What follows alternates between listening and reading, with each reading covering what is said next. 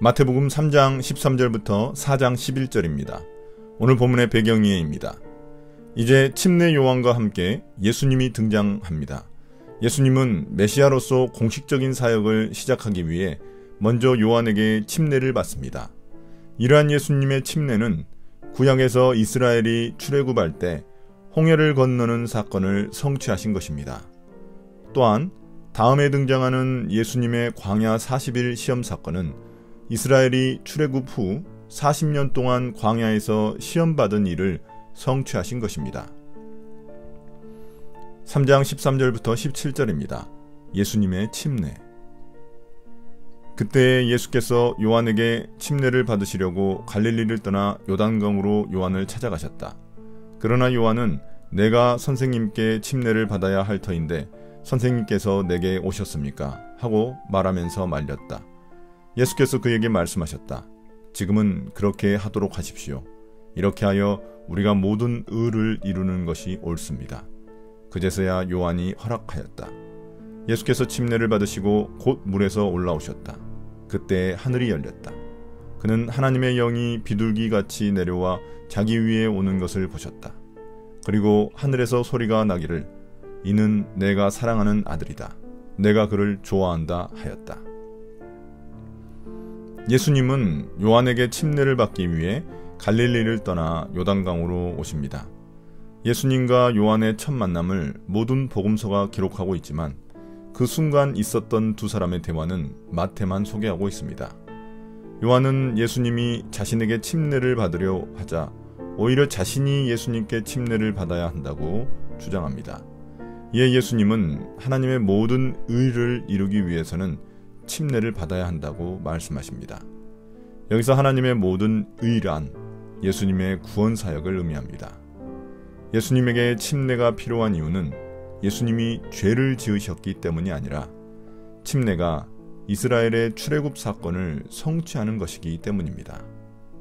이스라엘이 홍해를 건너듯 예수님은 물에 들어가셔서 새로운 출애굽을 이루실 것을 미리 보여주십니다. 예수님으로 인해 우리가 죄 가운데 벗어나 구원을 얻는 것이 바로 새 출애굽입니다. 이에 요한은 예수님께 침례를 줍니다. 그러자 예수님이 물에 들어가셨다가 나오실 때 하늘이 열리며 하나님의 영, 즉 성령을 상징하는 비둘기가 예수님 머리 위에 나타납니다. 이것은 노아 홍수 때 비둘기가 새로운 소식의 상징이듯 예수님으로 인해 시작될 새로운 구원의 시대, 메시아의 시대를 상징하는 것입니다. 이와 동시에 하늘에서 하나님의 음성이 들립니다. 예수님이 하나님의 사랑하는 아들이며 그를 기뻐하신다는 것입니다. 이것은 시편 2편과 이사야서 42편의 성취를 보여주는 것입니다. 시편 2편 7절은 하나님의 아들 메시아를 예언하며 이사야서 42장 1절은 고난받는 종의 모습을 예언하고 있습니다.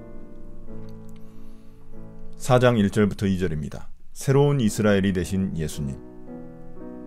그 즈음에 예수께서 성령에 이끌려 광야로 가셔서 악마에게 시험을 받으셨다. 예수께서 밤낮 40일을 금식하시니 시장하셨다. 이제 예수님이 광야에서 시험받는 장면입니다. 이 장면은 또다시 예수님이 새로운 이스라엘로 오셨다는 것을 증명하는 것입니다. 이스라엘이 홍해를 건너 광야로 이동해 시험과 유혹을 받았듯이 예수님도 침례를 받으신 후 성령에 이끌려 광야에서 시험과 유혹을 받으십니다. 이스라엘의 광야 40년은 예수님의 광야 40일로 비유됩니다. 이스라엘은 광야에서 하나님의 말씀에 순종하는 것에 실패했지만 예수님은 성공하는 모습을 보여줌으로써 예수님이 진정한 하나님의 아들이자 새로운 이스라엘임을 증명하는 것입니다. 이처럼 마태가 계속해서 예수님을 구약 사건들의 성취로 묘사하는 이유는 마태복음의 대상이 바로 유대인들이었기 때문입니다. 그들이 구약 성경에서 기다려온 메시아가 곧 예수님임을 증명하려는 것입니다. 한편 예수님의 40일 금식은 이스라엘이 광야에서 40년 동안 굶주렸던 것과 연관되어 있습니다. 4장 3절부터 11절입니다. 예수님을 향한 세 가지 시험. 그런데 시험하는 자가 와서 예수께 말하였다.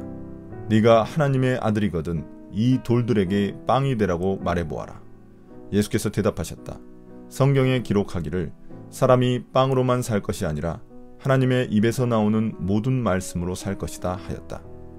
그때 악마는 예수를 그 거룩한 도성으로 데리고 가서 성전 꼭대기에 세우고 말하였다.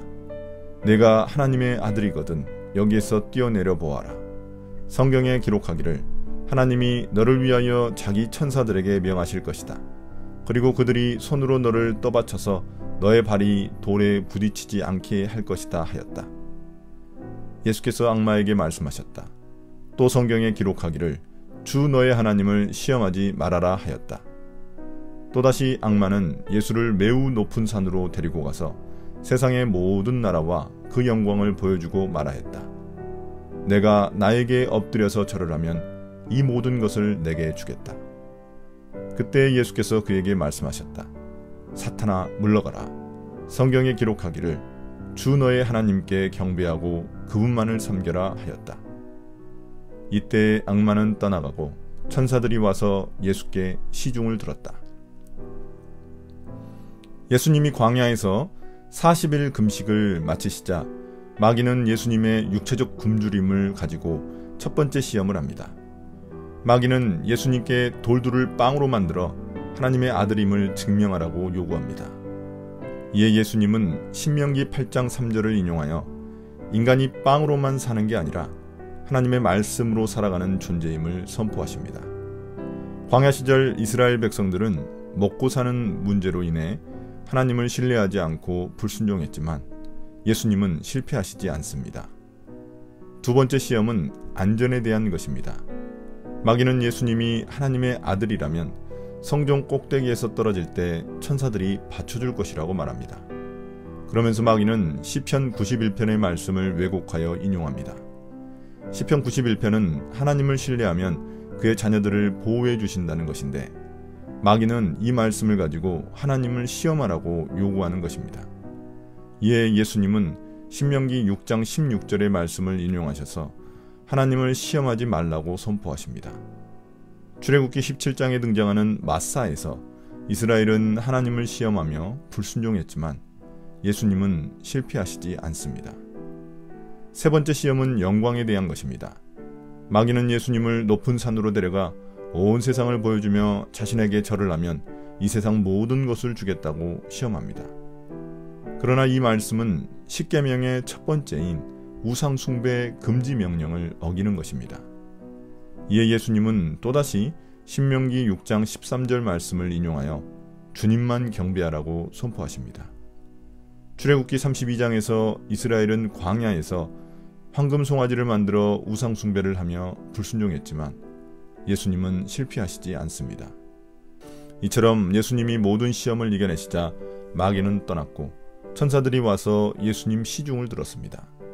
이를 통해 예수님이 광야에서 승리한 진정한 하나님의 아들이자 참 이스라엘임을 증명하십니다. 오늘의 묵상 포인트입니다. 첫 번째, 예수님의 침례는 십자가 죽음을 예고합니다. 하나님은 사랑하는 아들이지만 결국 인간들을 위해 자신의 아들을 내놓으셨습니다. 예수님은 사랑을 위해 순종하신 것입니다. 이런 사랑을 받은 우리들이라면 우리 역시 사랑을 위해 순종해야 합니다. 두 번째, 예수님은 성령에 이끌려 광야로 가셔서 하나님의 말씀으로 마귀의 시험을 이기셨습니다. 우리 역시 성령에 이끌릴 때 말씀으로 광야 같은 세상의 유혹과 시험을 이겨낼 수 있습니다. 오늘의 기도입니다. 주님, 세상의 유혹과 시험을 말씀으로 이겨낼 수 있는 성령의 충만함을 주십시오. 이를 통해 하나님의 뜻을 이루며 살아가게 도와주십시오. 예수님 이름으로 기도드립니다. 아멘.